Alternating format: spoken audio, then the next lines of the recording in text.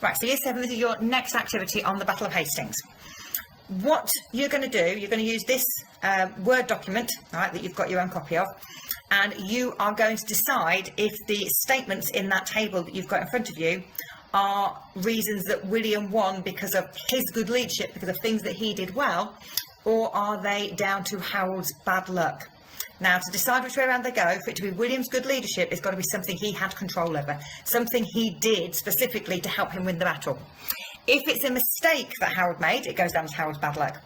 If it was something that Harold couldn't have helped, it was just bad luck on, his side, like the wind, for example, then it would still go down as Harold's bad luck. It's not necessarily something he has control over, but it still was unfortunate for him. So what you're going to do is you're going to give yourself a title in your book, Why Did William Win the Battle of Hastings? And then you're going to divide your page into 2 columns. For one column, you're going to give it the heading of William's good leadership, and the other column, you're going to give it the heading of Harold's bad luck. You then have a choice. You can then either cut these statements out and glue them into your book on the right side, or you can copy them out. It's entirely up to you.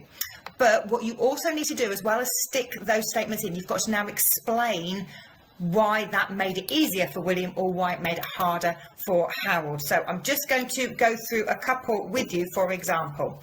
So we're going to start with the first one here. Harold had 2 opponents to fight, Harold Hardrada and William of Normandy. So for that one, we would put that one down as Harold's bad luck. Right? It's nothing to do with William. William didn't arrange this. This is just the way it worked. Right? And then once you've glued that in on that side or written it in on that side, you're going to put, this made it harder for Harold because he would have to fight 2 battles, which means his men would be further tied by the second battle. Something like that.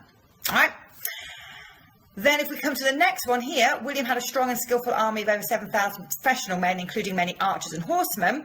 All right, we would put that down as William's good leadership. This is something that William has planned. All right, now this is helpful for a few reasons. One, William had a professional army. That means all his men are fully trained. That is not the case with the English army right now.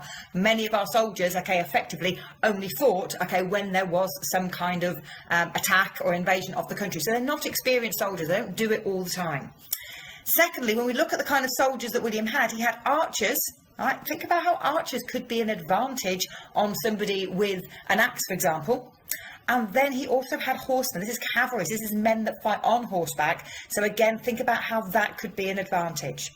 Right, I want you to stop the video, and then once you have done all of that, and you have put them into the right heading, and you've given me the explanation of why that, is William's good leadership or Harold's bad luck, I want you to start the video again, and we will go through the answers. All right, so have a go at doing it yourself first, and then start the video again once you've done that.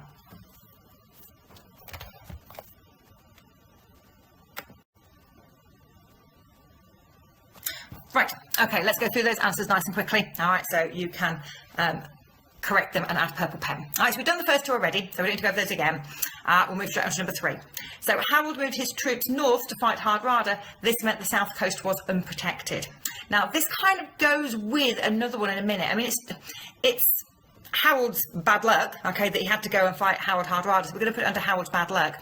And it just basically means that William can be able to come over and William can be ready for the fight, at the Battle of Hastings, rather than Harold, who's going to come down and, is going to be only just there, out of breath, exhausted, with his men.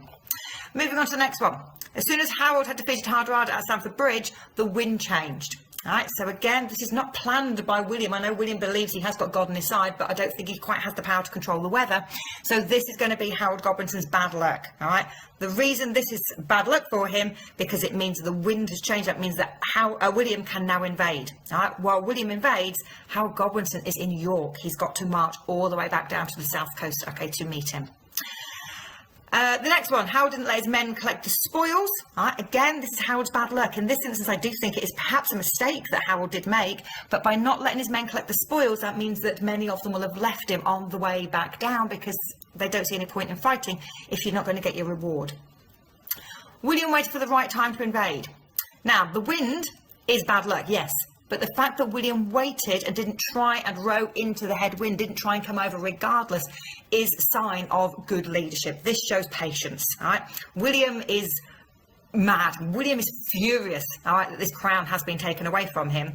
But, all right, he knows that he will do himself a disservice if he goes too early. If it goes while the wind, okay, is not in his favour, he's just going to make sure that his men are exhausted and unfit to fight when he gets there. So waiting for the right time to invade is a good decision. It's good leadership. It means his men are not tired out from having to row. They're not exhausted.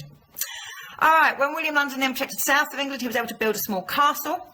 All right, for this one, all right, this is William's good leadership. All right, when he came to the south of England, he could have just started raiding and pillaging and attacking villages, as we might have expected him to have done.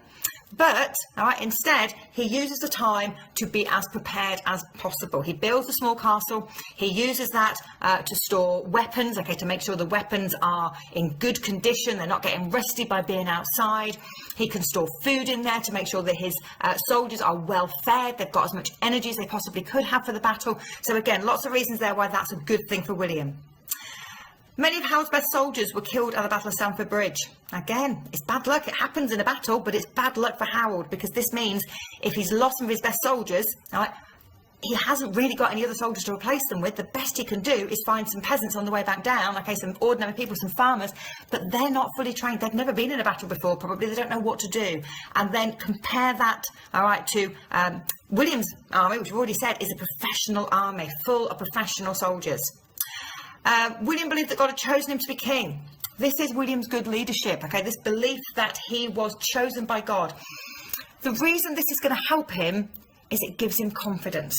It makes William believe that he can't lose.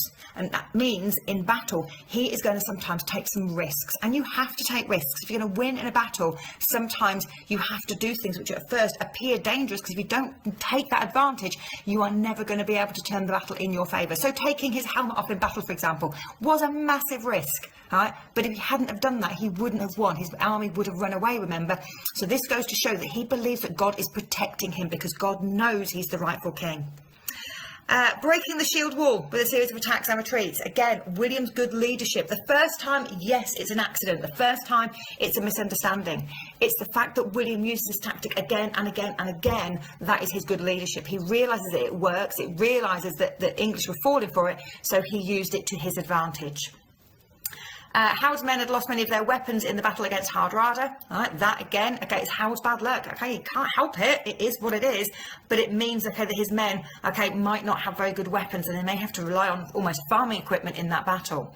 What is his mistake, again, is not letting his men collect the spoils, so they can't replace those weapons, all right, using the spoils. Last one here. Some of William's men believed he died in battle. When he realised this, he shouted, "Look at me, I am well, and I shall be the victor yet." So again, this is him taking his helmet off in that battle. All right, so it links in, okay, with the fact that he believes God chose him to be king, but this is good leadership. If he hadn't have done this, he had lost that battle. There was no way that he was going to win. Right, I did just say we'd go back over the archers and the horsemen, didn't I? So having 7,000 professional men, so we said professional army is better than having an army that only fights when needed. Archers can fire from distance.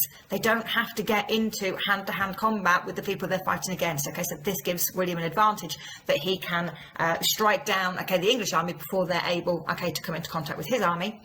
Horsemen, all right, so cavalry, men fighting on horseback, it gives them the speed. Gives them speed, agility and height. All right, so if you're on a horseback with a sword, you are cutting at exact head height pretty much, okay, of the men you are fighting against, which, all right, is good for you, not quite so good for the person who has got his head at the height of your sword. Right, there is one more tactic I want you to cover for William's good leadership. So we've covered here, all right, the pretending to run away, all right, the retreating, all right, which broke the shield wall. I would like you to remember what the other tactic was that William did, all right, and I want you to include that also on William's good leadership, all right, and explain why that helped him win. All right, get that done for me, please. Thank you very much. Right, the last tactic that you should have included on there was about firing the arrows up and over the shield wall. Okay, so telling his archers to aim high, all right, by going over the shield wall, it meant that the arrows rained down on the middle of the army, which, as we said, is exactly where Harold Godwinson was. And if we believe the Bayeux Tapestry, that tactic is what brought the battle to an end, okay, because Harold Godwinson was killed by an arrow to the eye, which means with no English king anymore, the English have lost, and William is now King of England. Okay. Well done. All right, covered a lot there. All right, in that lesson. All right, next lesson we're going to use some of that information, okay, to try and answer a question, all right, on this topic.